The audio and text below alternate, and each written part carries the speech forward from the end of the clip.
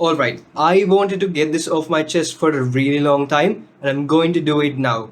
ESPN is destroying the UFC, and I just have to say a word about it. Over the last couple of years, it has been a deep rooted problem where it's now not just the pay per view prices that are a problem, but the production itself. I'm going to start with the pay per view prices first because that's the big elephant in the room, right? So, before UFC did the ESPN deal, it used to cost $60, just 60, the good old days.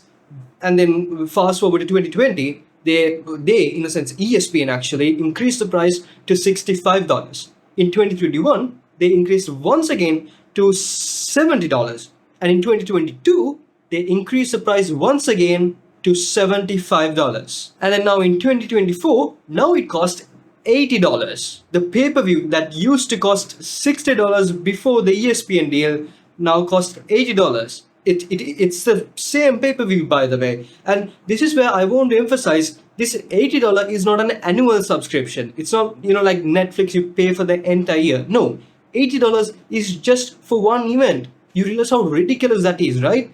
Of course, $60 was high too, but $60 makes a lot of sense for a pay-per-view. It's not just the pay-per-view, because in order for you to buy the pay-per-view, you also need to buy the ESPN Plus subscription, which used to cost like $5. Now it's $12. On an average, UFC do 14 pay-per-views. So if you were to legally buy all of these pay-per-views, back in the day, it would have cost you $840 for an entire year. But now it'll cost you the same number of pay-per-views, $1,120, a $280 increase. And now at the ESPN Plus annual subscription, I'm not going to do the subscription discount rates and everything. So it cost $12. So I'm going to go ahead with it. So in total, you have to spend $1,264 just to watch the UFC pay-per-views. $1,264. And back in the day, it used to cost only $840. It's genuinely a ridiculous amount that does not make sense at all. And no wonder why it leads to piracy. Over the last couple of years, piracy has been rampant throughout this streaming world, not just to UFC, but also to boxing, NFL, NBA, and all thing else. Because it's getting costly, especially because of companies such as ESPN, and people find it ridiculous for them to pay this amount of money for a sports event. They could just pirate it. Now, what if I told you, which may not surprise some of you, that this is 100% ESPN fault, that this is not a UFC problem? If you want to blame someone, blame ESPN. Because people at the higher levels of UFC believes in the same thing that you and I believe in, which is that the price is too much for people to afford, therefore it leads to piracy, and it should be lower. The top UFC people I'm talking about are not people like Sean Shelby, Hunter Campbell, or Dana White. No, I'm talking even beyond UFC. TKO level. TKO is the company that owns both the UFC and WWE. It's the big deal. And the president of TKO, Mark Shapiro, has been pretty vocal about the ESPN price hike for UFC and how it's negatively impacting the business. And where he said this information is crucial, because this is not him going to a podcast or an interview with a journalist where he's trying to be nice, trying to put in a good face. No, this was said during the TKO earnings call. And TKO earnings calls are attended by people and companies who have billions of dollars in the TKO business. So that's where the true facts and feelings comes around. And this is what Mark Shapiro, the TKO president, had to say about this. And I'm going to use the Forbes article that was related to this incident to quote him. So check that article out if you want the actual written format of what I'm about to say. ESPN and Disney were very aggressive, if you will, on pricing the pay-per-views, and they have full control over that. But they have full control given that what they are paying us for those rights, Shapiro said. Over the period of our partnership, they probably went a little quicker and a little higher than we would have liked. We voiced that to them, especially in this era of piracy, where we are seeing our piracy numbers really jacked up, and we think that's driven by them pricing it too high. They were very receptive to that feedback. This is not a problem where the ESPN and the UFC has got together to create this disastrous, monstrous price hikes? No. This is a problem where ESPN keeps on raising the UFC prices and UFC begs them not to do that. It's actively reducing the pay-per-view buys, therefore reducing the revenue, which actually hurts the ESPN itself because majority of this pay-per-view money does not go to the UFC but to the ESPN themselves. And the real disastrous part about this entire ESPN deal with the UFC is not just the pay-per-view price increase, but the production quality itself. And this really hit me when I was actually watching the UFC Fight Night Umar versus Corey Sanhagen, which actually happened recently. I mean, 2 weeks ago. I think it was the Jai Herbert versus Rolando Bedoya fight. I don't remember exactly what round it was, but when Jai Herbert was going back to the corner after the round ended, I wanted to see what Jai was talking to his corner with and what was the game plan going to be. Are they going to focus more on offensive or more of counter-attacking? And what about the takedown threat? Or are they even worried about that? Guess what? I couldn't watch or hear any of that corner work because ESPN thought it was a good idea to put commercials during the corner. And it's not just that fight, they have been doing that for the majority of the fights, and they have been doing that for the last couple of years. It's just now I'm realizing how annoying and disastrous it is. It used to be sure you're going to watch the fight, and in between fights and in between certain rounds, in certain cases, you're going to see ads. But ESPN is putting annoying ads every single place. So ESPN ads look something like this.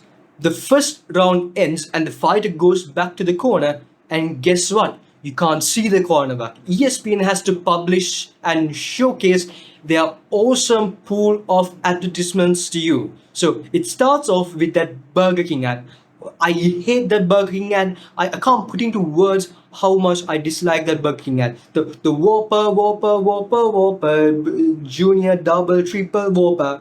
And you watch that for like a minute and a half, and after that ends, it's some medicine ad. Yeah, a medicine ad. I know, like something that I'm going to go outside and just be like, oh sure, I saw that advertisement about that medicine that I have to use only if I have a certain condition, but no, I'm just going to buy it because I saw it in a ESPN commercial.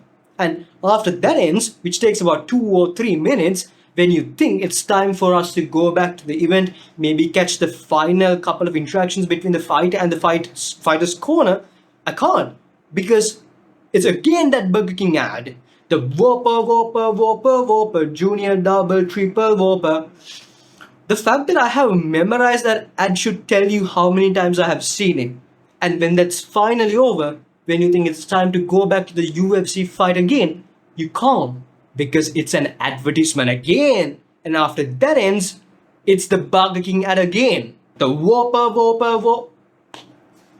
You see how annoying it is? The fact that majority of you all who are watching this video relate with me about the exact ads I'm talking about and how annoying it is should be a clear answer to the UFC and ESPN how annoying and almost predatory their ESPN commercial system is. And now imagine that certain ad list I talked about being played over and over again, not just between fights, but before workouts. And now also ESPN has this weird ritual of putting ads on top of the UFC workouts, so we don't get to see the UFC workouts, these fighter workouts either, which used to be a crucial and a prominent part of the UFC sporting events. ESPN put their commercials during that part too. So now even sometimes during the fighter workouts and completely remove that part from the UFC broadcast, or even sometimes before the fighter workouts, after the fighter workouts, after the first round, after the second round, after the third round, and after they announce the results, and after the post-fight speech, during commentary, before and after certain analysis, and during everything else, before and after, and even sometimes in between.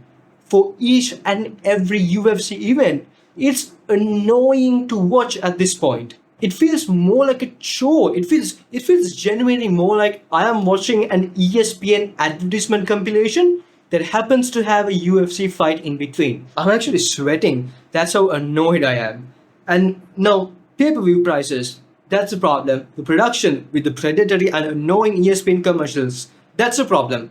Now, what if I told you we might, alright? Not 100% guarantee, but we might not have to go through this for a really long time because the ESPN and the UFC deal is going to end in 2025, and the UFC is going to start renegotiations with the ESPN or new negotiations with other broadcasting networks starting 2025 January. And the same TKO president, Mark Shapiro, had a couple of things to say about it. There are actually a couple of important points, and I'm going to go through all of those. And if you were wondering for a silver lining before you finally say, I am going to stop watching the UFC, which all of us say before a really bad Apex card, but then then we continue to watch those horrible Apex fight cards. But yeah, before you say that and lie to yourself, there are a couple of silver linings. So here we go. In March, Shapiro said it is our preference to stay at Disney because of this history. Disney owns ESPN, and the history he's talking about is the ongoing partnership that started, I think, in 2019. But we have had impromptu 3 different platforms inquire about that window that you're talking about, and when we might be able to sit down with them to discuss moving to a different platform. Hell yeah. Which we will do if we can't get the right deal. And this whole couple of lines Mark Shapiro said is really cool, and I'm so excited about it. Meaning, UFC is not just completely trying to rely on ESPN, but is actually actively looking for a couple of other alternatives.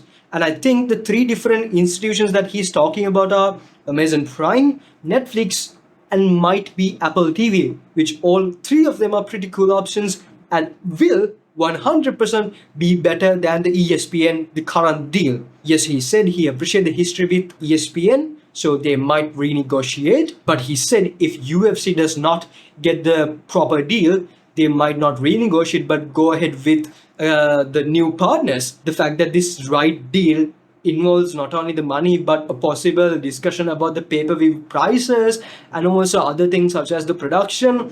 It is going to be an exciting time when the renegotiations and the negotiations start happening, because if the renegotiation with the ESPN go through, the deals and the terms of this time will be much better than what we are currently going through. And if a certain new contender wants to buy the rights for the UFC broadcast, it is obviously going to be much better than whatever we are having with the ESPN deal right now. ESPN is struggling financially within themselves, and they are using UFC, which is a really high quality product with a loyal fan base, to milk as much money as possible from the company to pump into their own company, ESPN. It's important for us to not to get our hopes up, but I want to get this point across. The ESPN current production and the way they're handling the UFC is disastrous, is ruining the UFC day by day, and I can't wait for them to either renegotiate for a better deal or a new deal with Amazon, Netflix, or even Apple TV. And if you want to watch more videos like this, which I am going to do every single week, multiple times, and also a last minute fight prediction video before the UFC fight nights on Friday after the weigh-ins, consider subscribing, because this actually helps my channel out a lot. I can continue to make videos like this, and I'll see you this Saturday again with the brand new UFC 305 last minute prediction video. Here's my Twitter if you want to check it out, and I'll see you soon.